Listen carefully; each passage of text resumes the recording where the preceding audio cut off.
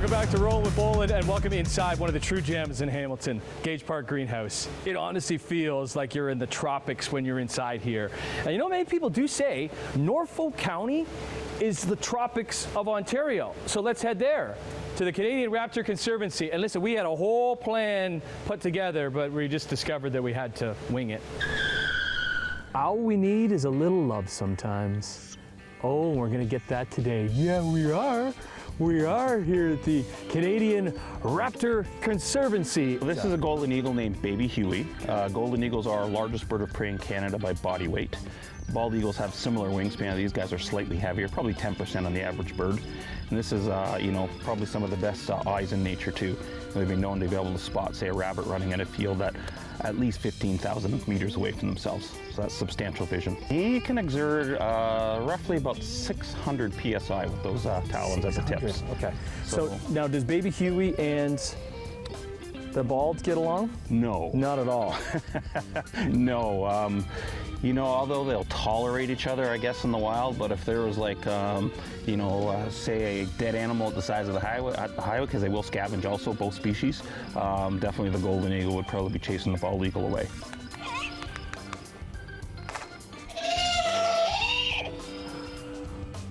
We're stepping our game up here now. We are. Okay, back with James. And who do we have, James? We have Oliver, the great horned owl. Oh, hey, Oliver. How are you, pal? Oh, you dance for the camera? Dancing for everybody at home? He's excited. He's saying, I'm excited. Yeah, right. What does Oliver, what does he? Oliver, actually, favorite dinner in all of Ontario would be the skunk. Come on. You got it. Yep. A skunk? You got it. Nocturnal, it's a perfect fit. Oh, wow. You want to turn, you want to turn this way, keep the glove in front of you so you're not in a direct line of flight, but also enough that he has somewhere to. So let's see if we can get him to give him a whistle and wiggle the food and see what he does. Oliver! Hey! Oh! Oliver! What's going on? I'm not sure if I recognize that guy. Oliver! Oh! Hey, buddy! Here!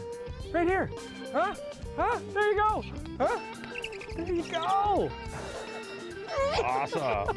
If you bring your elbow in a little bit, you'll sit nice and comfortably. Yep, right? Sit. There, perfect. Hi, buddy. Hi, okay. How are you? Nice to meet you. Who has more fun on Rollin with Bolen than we do? Well, back here at the Gage Park Greenhouse, which is obviously home to so many tropical plants, but it's got other friends too. Look at these little guys. And our next stop, well, it's a hive of activity, something that's really buzzing, but first, some small creatures that could drive you a little buggy. So this is a brand new bug that's recently discovered from Madagascar. It's the world's only blue stick bug, and how beautiful. That's the boy, and this is the girl. And this is Delilah. She's a jungle nymph from Malaysia. And then this is Rachel, and Rachel has Maclay Spectre from Australia. And here's Chris, and he's holding Birdie. She's the third largest species of tarantula in the world. And the reason that we bring our bugs out, we're the only insectarium in all of Canada that takes out every single bug and allows everybody to hold them and to learn from the experience of being up close and personal, just like you are right now. Why are we afraid of bugs, John? Because we've been taught to be afraid of bugs. And you cannot believe how many people have come to Atomica that are terrified of spiders and insects, have come to Atomica. There's people watching right now that are just like, oh, they want to overcome their fears. What's the difference between a bug or a bird or a horse or a frog? Nothing. It's just this stigma that people have that bugs are terrifying, yet they're the smallest little critters and they're so harmless so long as you have somebody that teaches you all about it. Look at you. Why don't we put her on your head? That's even better. What I'm pointing to right now, that is the queen bee. How would you describe the queen bee, let's say, in our lives? Like the CEO, the boss?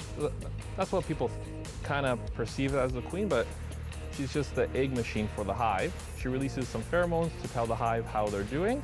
The bees kind of control her where to lay, and they decide when they want to swarm off. So they all work together. The queen has a very important role because there's only one of her in the hive, but she's not necessarily the boss. No one's the boss in the beehive.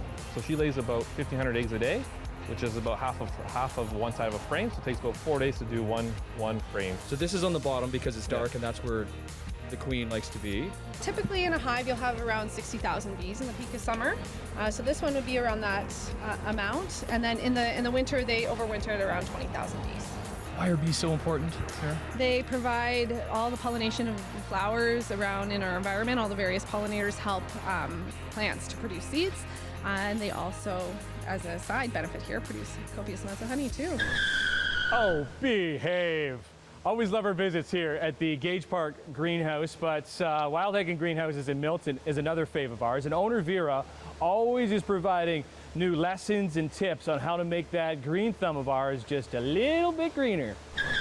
So we were in one of the many greenhouses here at Wild Higgins. How many extra greenhouses do we have now, Vera? We have 50. What? Really? Yeah. It started with how many with your Like parents? 10 back in like 1969? Yeah. There you go. This year's 50 years for Wild Higgins. Oh, cool. I can't believe it. That's Yeah. exciting. Thank you. And we met your mom earlier on. Crazy Mary. I was going to say that, but I was like, oh, can I say that on It's camera? okay, I'll say it. This is?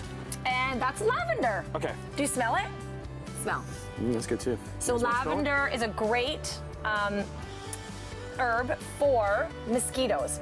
So a lot of people plant them in little pots. You can put them near your patio table or put them in other planters near your house, and they actually, mosquitoes don't like them.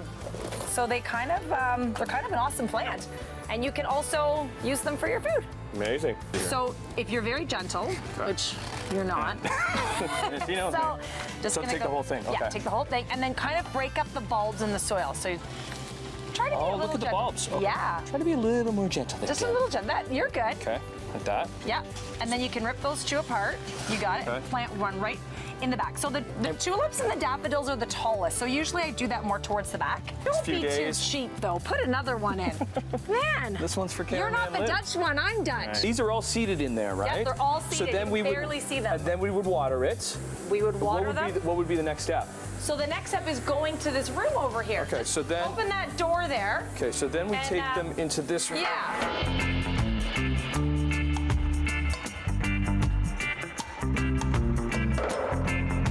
What's wrong? What kind of room is this? Oh, this is our sweat room. It's sort of like a sauna. So the reason we sweat put room. them in the sweat room is to germinate the seeds, right? We need to germinate what the kind of farm is this?